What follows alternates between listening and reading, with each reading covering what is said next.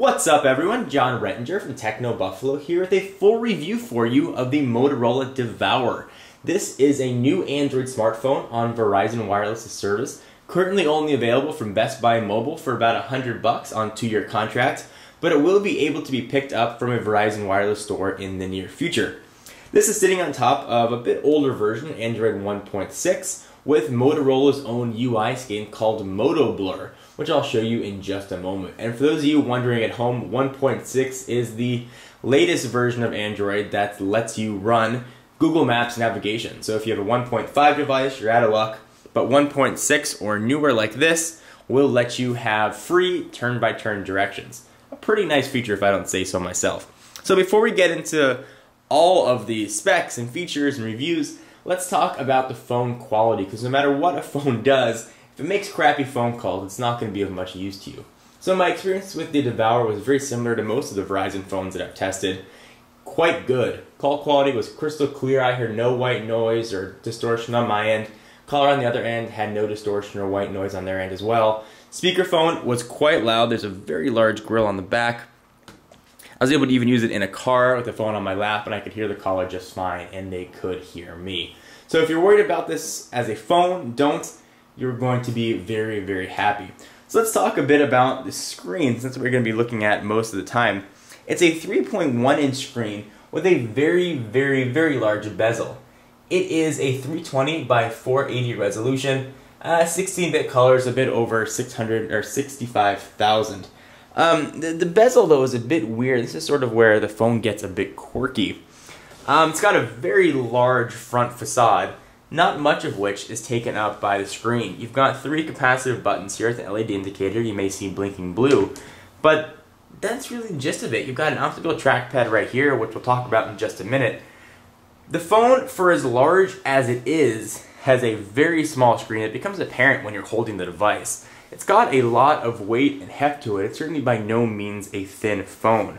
You flip it on its side, you'll see that it does have quite a bit of heft and weight. Even if I go ahead and bring in something like the Droid, which is much more powerful, the Devour is thicker, which is a strange choice for Motorola, who make both phones. And we'll bring the Droid back in just a minute.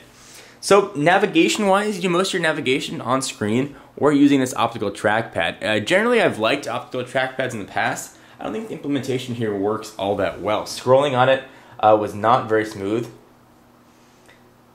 Oftentimes wasn't terribly responsive. I did like that you could use it in and push it and make it a selectable D-pad, but I was not the biggest fan of this. Ordinarily, when I see like a trackball on something like the Nexus 1, I don't always like that so much either, but the trackball is a much better navigation implementation for Android, at least in this case, than the trackpad is. It's got a very high quality aluminum feel to it, and you sort of sacrifice weight to have that high quality. This thing feels like you could throw it off a building and it would survive it no problem. Now, I don't recommend doing that, of course, I'm sure it wouldn't, but it's got that feeling of very high quality materials made out of pure aluminum or aluminium, depending on where in the world you're watching this video. So it's got a slide-out keyboard.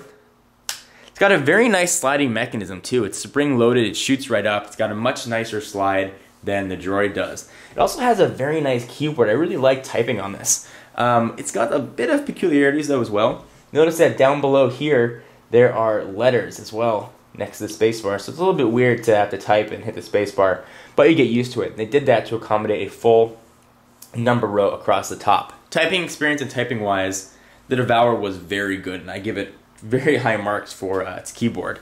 The aluminum ridges on the side make it nice to hold and feel, and it always feels very solid in your hand. So let's talk about the UI this is on top of. So Android 1.6, you've seen, old hat, but this is running MotoBlur, which is a bit weird and kind of quirky.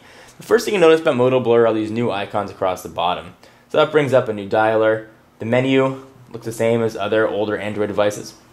Same with the little slidey thing on top, the notification tray, and the contacts look a bit different as well. I'm not going to show that because I have personal contacts in there, but you can go ahead and get some more details about each person. MotoBlur goes ahead and pulls in Facebook, Twitter. It sort of integrates all of your social networking into what they claim is a unified platform. You can get these notifications that pop up, so you can get email notifications, Twitter notifications. You can send a notification to see what one person's doing or all your Twitter followers are doing right on your home screen. If you're a big social networker, you may like that. I use Twitter quite a bit, as some of you may know, but I actually turned off a lot of these MotoBlur features. I just turned these back on for demonstration purposes. I dragged them all right in the trash.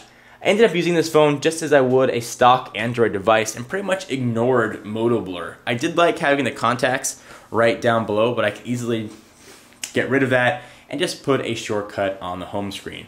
So if you're looking to purchase this for MotoBlur and you think it's going to be a very cool, immersive UI, it's really not. I think Android itself is very usable and easy to use.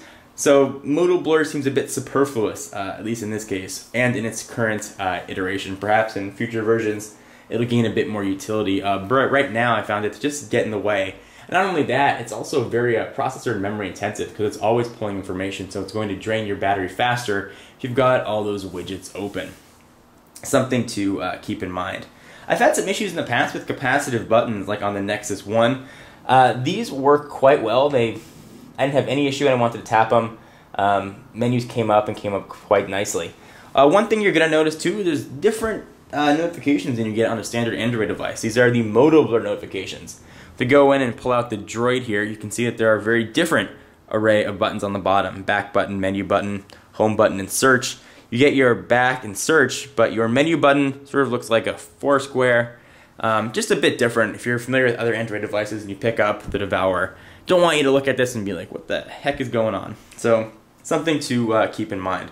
So seeing as I just brought the Droid in, it's kind of hard to review the Devour without thinking about the Droid, since they're both on Verizon's network, and there's about a $100 price difference between the two. In some cases, $50 depending where you go, but not a significant amount of money between them.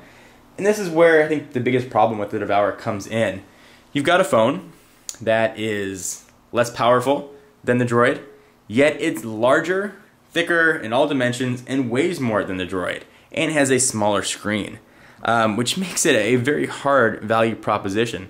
The Droid I found to be very capable, worked really well, multi-touch enabled. You could pinch and zoom using the Dolphin browser or soon with a 2.1 update. The Devour is not multi-touch capable, unfortunately, so even with the third-party browser, you're going to be stuck with just a simple pan or zoom with one finger. So I've got a very hard time recommending a device with completely inferior specs but a larger package. And those inferior specs translate to the camera on the back without a flash, whereas the Droid, you're going to get a 5 megapixel camera versus the 3 on the Devour, and again, no LED flash. It's just very hard to recommend the Devour. I'm not sure who Motorola and Verizon are targeting with the Devour. Certainly, probably the feature phone crowd is maybe looking for a texting device with a bit more capabilities, but still for $100 more, you're getting so much more with the Droid. Perhaps the Devour was $50 or free on a contract. I could really see its niche and see its value and say, you know what, this is a great phone if you're looking to sort of get into the Android world and get a bit more powerful device. But for its price, I got a very hard time recommending it. That being said, it is quite capable. I didn't notice a lot of lagging and speed. Multitasking was quite fine on it, as I found with most Android devices. And again, call quality was quite good. So as a phone itself, taking price out of it, I give it a very solid 3 out of 5. Its lack of multi-touch, its small screen, and its sort of heft and bulk took away points. However, if this thing did drop down in price to, again, $50 to $150 to free rather, would be a much higher mark and a really nice phone to pick up. Keyboard easy to type on, and things would just be a little bit rosier for the Devour. Perhaps it could be a device that I may eat up. Sorry, bad joke. Anyway, this was John Rettinger from TechnoBuffalo with a full review for you of the Motorola Devour. For all of your tech news and to create your own tech subblog and even monetize it and make some money, be sure to check out TechnoBuffalo.com. Give me a follow on Twitter for all your exclusive Twitter-related content at John4Lakers. I'm John Rettinger, and I'll see you in the next video. Bye-bye.